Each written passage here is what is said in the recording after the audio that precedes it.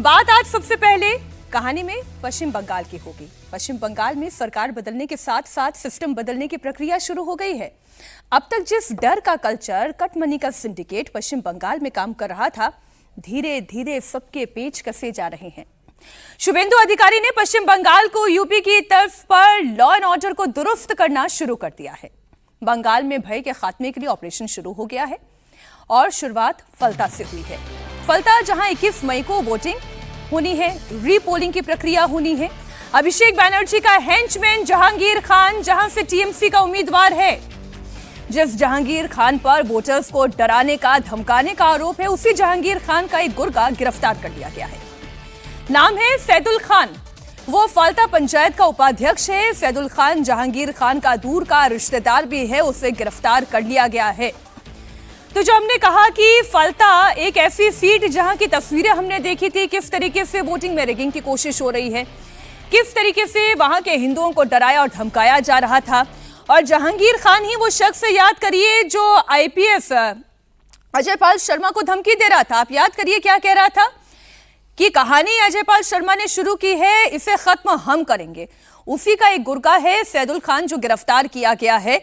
और जानकारी आपको यह भी दे दूं कि शुभेंदु अधिकारी आज डायमंड हार्बर में पहले मीटिंग करेंगे और उसके बाद वो भी फाल्टा जाने वाले हैं और वहां पर अपने चुनाव प्रचार की वो आज से शुरुआत करने जा रहे हैं, क्योंकि 21 तारीख को वोटिंग होने जा रही है। बड़ा सवाल यह है कि क्या भाईपो का बुरा वक्त शुरू हो गया है। सवाल यही हर्षवर्धन जी कि सरकार बदलने के साथ साथ अब पूरा सिस्टम बदला जा रहा है, सारे पर्दे जो है बदले जा रहे हैं। देखिए मीनाक्षी, सबसे पहले तो ये कि जो जनादेश होता है ना, उस जनादेश की जो बुनियाद होती है, नींव होती है, अगर उस पर जनादेश प्राप्त करने वाली पार्टी खरी नहीं उतरेगी तो जनता उसको खारिज कर देगी। पूरा सिस्टम बदलने के लिए ही भारतीय जनता पार्टी को वहां जनता ने आदेश दिया है।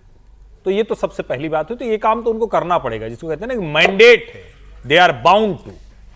अब जो सबसे बड़ी चुनौती है, और मुझे देखकर बड़ा अच्छा लगा, भारतीय जनता युवा मोर्चा के एक पदाधिकारी को पार्टी ने निष्कासित कर दिया।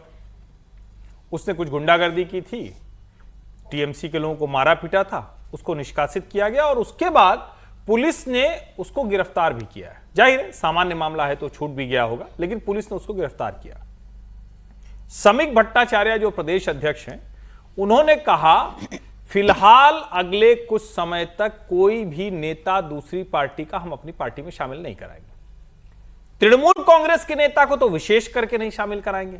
बड़ा अच्छा है, कुछ दिनों के लिए होल्ड रखना ही चाहिए था। और उसके बाद उन्होंने कहा कि हमारे लिए सबसे बड़ी चुनौती यही है कि जो सिंडिकेटीकरण, यानी जो सिंडिकेट, कटमनी, तोलाबाजी, गुंडागर्दी, सब कुछ जो चलता था वो ना हो पाए, इस सिस्टम को हमें बदलना है। मुझे लगता है कि ये तो भारतीय जनता पार्टी का जनादेश है, उस पर वो काम करेंगे। दूसरा जो सवाल आपने पूछा, क्या अभिषेक बनर्जी के बुरे दिन शुरू हो गए? नेता के तौर पर अगर अभिषेक व्यवहार कर पाए तो मैं कहूंगा नहीं, राजनीति होती है, चुनाव हारते जीतते हैं, इसमें कौन सा फर्क पड़ेगा। लेकिन अगर वो मुख्यमंत्री का गुंडा भतीजा जो करते रहे अभिषेक बनर्जी, अगर उस अंदाज में रहेंगे, कौन जल्लाद, किसका बाप, किसकी हैसियत, 4 मई, ये सब अगर उनके दिमाग पर ये फितूर चढ़ा रहा तो वो अब उतर जाएगा। तो ये दोनों चीजें बड़ी स्पष्ट हैं। राजनीति के तौर पर करेंगे, वो सांसद हैं, उनको राजनीति करने का पूरा अधिकार है। तृणमूल कांग्रेस दूसरी सबसे बड़ी पार्टी है, शानदार उनके विधायकों की संख्या है, सांसदों की संख्या है। बंगाल की लड़ाई वो लड़े, उसमें ठीक है। लेकिन अगर वो गुंडागर्दी वाली, वो जो तृणमूल का एजेंडा जैसे चलता था, तो फिर उसमें संकट आने वाला है। एक संकट तो आ ही गया है। खबर आप जानते हैं, अभिषेक बैनर्जी के लिए मुश्किलें शुरू हो गई हैं। उनके ऊपर केस दर्ज हो गया है सिंडिकेट का दी एंड करने के लिए। अब आप समझते हैं, देखिए, जैसा नेता होता है वैसे उसका कार्यकर्ता होता है, वैसी उसकी टीम होती है। जहांगीर खान जैसा है, उसका आका अभिषेक बैनर्जी भी वैसे ही है।